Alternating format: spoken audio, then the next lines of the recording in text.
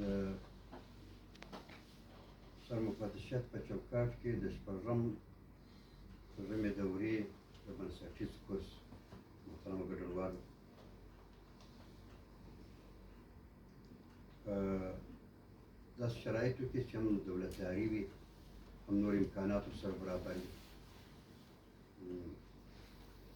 څه شي زده کول ډېر غټ فرصت ده. تاسو پوهېږئ پرون راته حقوقو رئیس صاحب سره ما مجلس کولی دی، په یوه مدرسه کې و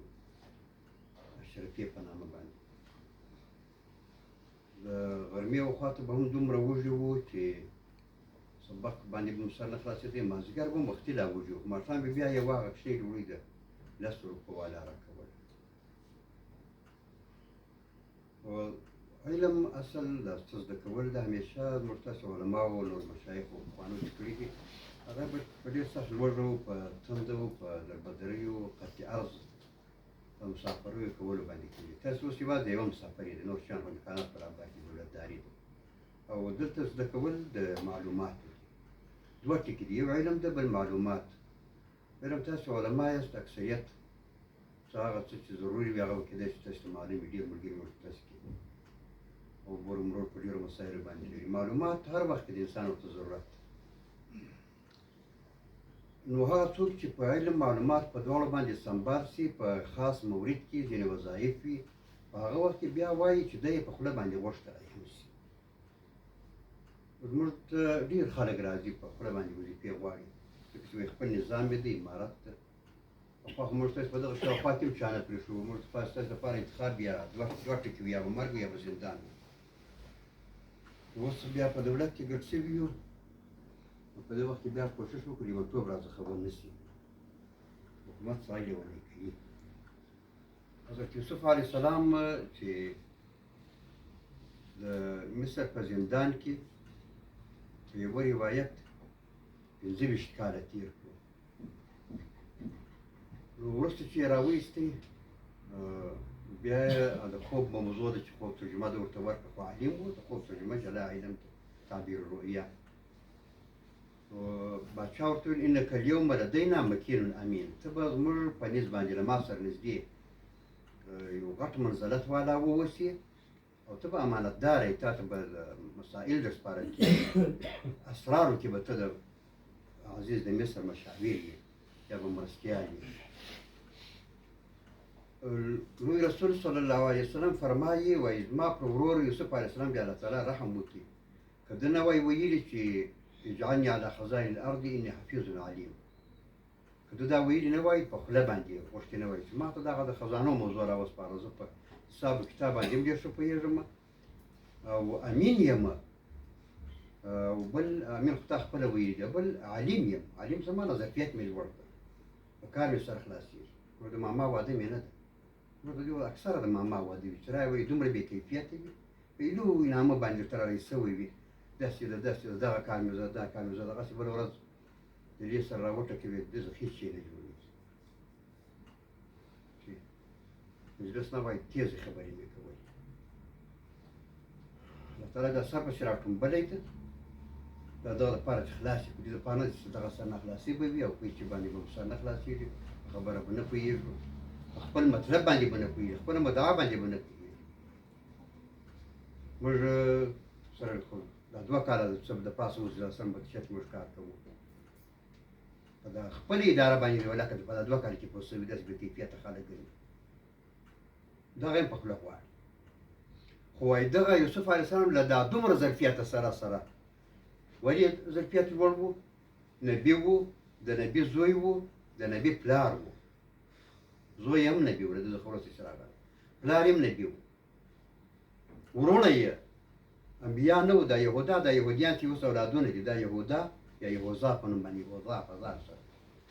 دغه وایي دومره غټ ولي و چې په زمانه کې ساری نه و.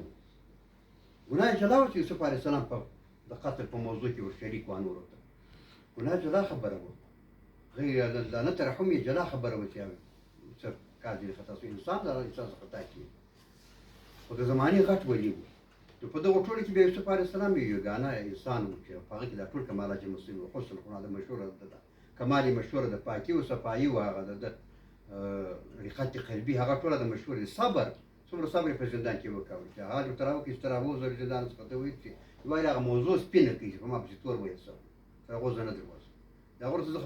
فلبث في السجن بضع سنين څو کاله بیا په زندان کې پاتې د باچاهي زه بیا څه هم نه ویل د صبر څخه موږ خو وخت په شرخي کې زموږ یو ملګري و هغه به څه ونه رده کړ چې ما ته ویل یاره انډیوال ته راځم چې دا کشکین سړی غورځېدی ما ته دغه وغورځېدی بیا به څه کوې بیا بل دیوال بیا بل دیوال بیا پیرېږي بل کار یې نه وه ښه ما وروره ته صبر وکړه ما خو 18 کالونه کې راځي زه خلاصم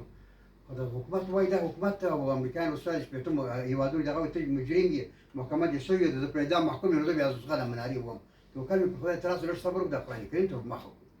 دغسې زموږ صبر خو دومره وي هغه دومره صبر وکړه بیا ته چاته ویل هم نه چې زه خو د بادشاه واده کړی چې ما ور وباسئ زه یې وارې ورسره ووینم یا حال وکړم یا یو خط ورته ولیکم دا هم نه کوم خو رسول اکرم صلی الله علیه وسلم بیا هم فرمایي وایي زما پر ورور دې الله تعالی رحم وکوي که ده نه وایي ویلي چې اجعلني علی خزائن الارض اني حفیظ علیم ما ته دغه دنده راوسپاره بادشاه به دستي دی مقرر کړی و خو یو کال بیا هم پاتې شو کال انتظار بادشاه وکړ د خبرې څخه وایي تا ولې په خوله باندې ووتل دا خبره ما به درته انتخاب کړ وایي په خوله باندې دا وظیفې مه غواړه موږ همیشه په خوله غواړو موږ چې دلته د وزارت کې کار کوئ سرپرستي د ټولو عمر موږ چلول چې څو پورې چې دا رسمي ټاکنې کړي د درې نفره امیرالمؤمنین وټاکل مولوي صاحب و لوی درسیز او جمناس حاضره اول ما بیا سرچینه بیا ته کوم کار کوي ما دا یو راشي دفتر اوسه کوم چار کار راته وایي دا نه حوصله لرم نه مې زده ده نه مې پوهه خپله دا کار ډېر دی ګیلې ډېرې بیا ول د افسر مفتشیت ما دا خو مې نوم اورېدلی ده زده مې نه ده کوم یې توکل په خدای د اطاعت کوم په دې باندې ما ملګري خفه وویل ولې دغه اطاعت کوئ دا خو ملنډې در باندې دا خو دونه کار نو ملنډې نه دي دغه کار چې موږ په مسلکي ډول باندې رسېدلی بله خبره باندې آخرت و دا جلا خبره د نظام په حواله باندې د راغلي او لوی لوی چارې راله غاړې سوي دي یو ډګروال صاحب د بل ډګرمن صاحب د کم تر کمه تورن خو نو هر یو ته نور بیا جنرالان دي هغه جنرالي دا بیا په نورو باندې نه تلو چې زه خو جنرال یم نو پر هغه دې الله تعالی رحم که ده نه وای ویلي باچا به دستي د عزیز د مصر به دی مقرر کړی د قطفر په نوم باندې وایي یو وزیر و د هغه پر ځای دی مقرر کړي د عزیز د مصر په هغه وخت کې مهم دغه و یو به باچا و بل به د خزانو و د اموالو په برخه کې د باچا وزیر و دغه دوم کس بلل کېدی نور تشکیلات دغه ډول نه و لکه دا اوس تصورم تشکیلاتي ته اجازه هغه وخت نه ورکوه نه ضرورت بیا وایي څه وخت بعد هغه مړ شو له غمه څخه د غم او له ګرمه څخه مړ شو باچا وایي په خپله ورشو په خپله سزا په خپله ورسېده ځکه چې امین یې پر ځای باندې راغی و امین کس کوشش وکړي دې چې امانتداري چې لار هواره ما عرض دا کوئ چې د حفیظ علیم د ویلي دي حفیظ یم په امانتداره یم که د دولت هر شی وي هغه ته په امانت په سترګه باندې ګورم د حکومت چې هر شی وي هغه امانت په ډول باندې ساتم چور نه جوړوم چپاول نه کوم دا قید ذمت نه ده موږ تاسیس کوو هشتي به پر دغه باندې تمرکز تاسې کېږي تفتیش چې ته وایي پلټنه چې شی ده عینیات و احضارات درته شروع کېږي تاسې هغه ټول د دغه دپاره چې حفیظ تاسې جوړ سئ په خپله محافظ د دغه شان واوسئ او نور یې ور زده کړئ او دا چې زه علیم یم ظرفیت مې ډېر لوړ ده په کار باندې پوهېږم ډېر څه یې زده کړي وو ځکه زه د زندان مدرسه ویلې د پلار په غېږ کې اوسېدلی وو د نبي په غېږ کې اووه کلنه دوره تېره کړې وه د ماشومتوب ده دا د هغه ډېر لوړ حیثیت و ظرفیت و خو انبیا وو نو ده وایي دغه وویل که په چا کې دغه څه وي چې دی حافظ وي او علیم وي په چارو باندې پوهېږي ظرفیت یې لږ لوړ وي په کار باندې پوهېږي اهل وي وړ وي د هغه ځای بیا وایي ویلی شي دا وروسته په شریعت کې هم شته بیا ویلی شي خو که ده ځان دغه شي وړ وباله او ونه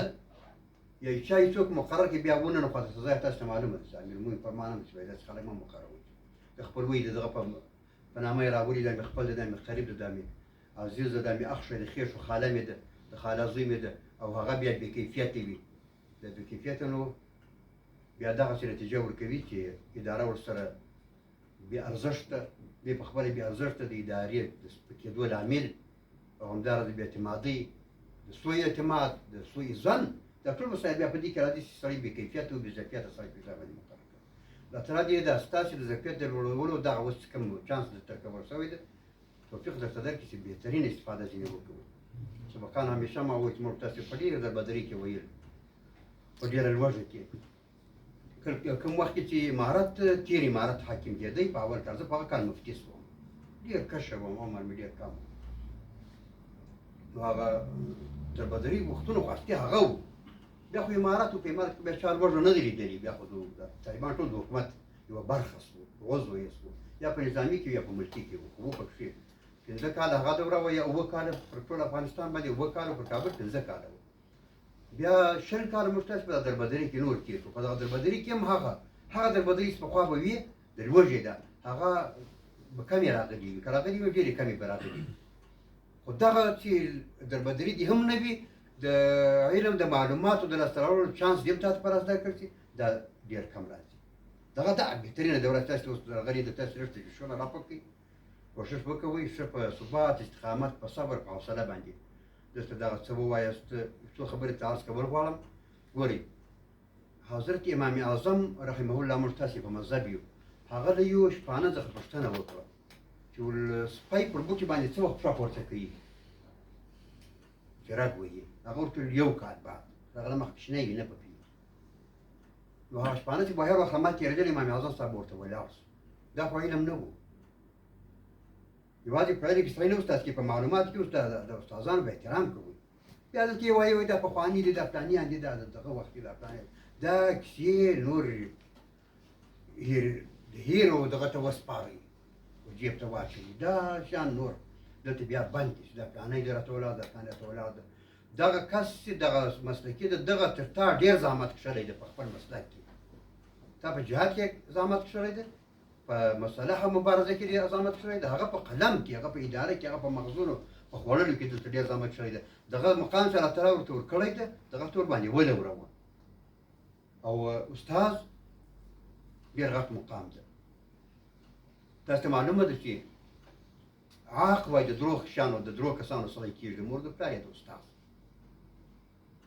که یې عیب ووایي، که اذیت یا ضرر ورته ورسوي، او که قهر باندې وکړي.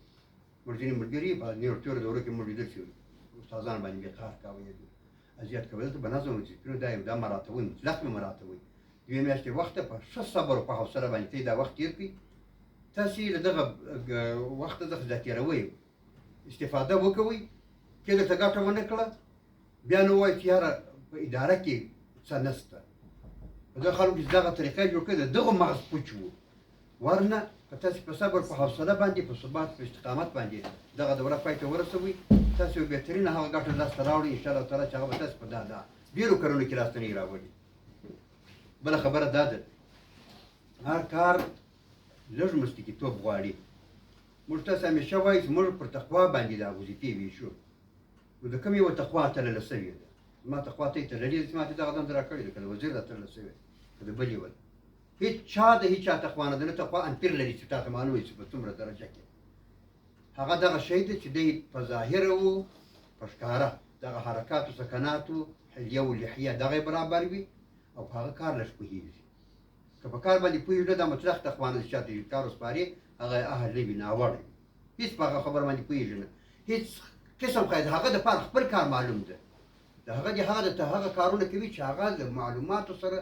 اړه نه لري. دا د معلوماتو کار، دا به هغه څوک درته کوي حتما چې هغه د دغه کار مسلکي وي، هغه زده وي. وایي چې زده یې نه وي، تا ته به څه در زده کړي؟ اداره کې به نظم، ډسپلین مراعاتول، د دغې ادارې سر په سر کې اطاعت کول، او بهترین فرصت ته زما دا باور دی انشاءالله تعالی، که تاسې دغه څو ټکي په پام کې ونیسئ او دغه ښه ورته متوجه سئ. که څه ستاسې زده وي، صبر وکړئ. پروا نه کې دغه شی ستا زده وي، ستا تر مخکې تېر شوی وي. د نورو دپاره، د بل بیا نه وي زده، په فکر کې 10 کسان دي، د ټولو خو نه وي زده. د بل دپاره وایي چې پروا نه دا زما نه زده، د بل به زده، د بل به نه وي زده، چې داسې هغه به استفاده ځینې وکوي، له هغه څخه به ته مستفید شي. او بله خبره دا ده چې همیشه تاسې غواړئ شاته ورشئ، عالم ته که هغه تقریر کوئ، که څه ستا دا ټوله موضوع زده وي، په یاد دې وي، د یو ټکي په مخه درشي تا به نه وي اورېدي، په هغه کې به ستا معلومات اضافه شي. صبر، حوصله ډېر غټ کار باسي. انشاءالله تعالی زه باور لرم تاسې به دغه دوره په کامیابۍ سره سرته رسوئ، او پای کې به بیا څه درکولې کېږي، امتحانونه هم شته په دې کې. او دا د ازمون هغه برخه چې په ښه عمر کې په تاسې باندې راده، دا کم پېښېږي. په دې کې که داسې وشي تاسې انشاءالله تعالی کامیاب وته، زما باور ده په اداره کې بیا کامیاب یاست. اقول قولي هذا واستغفر الله لي ولكم.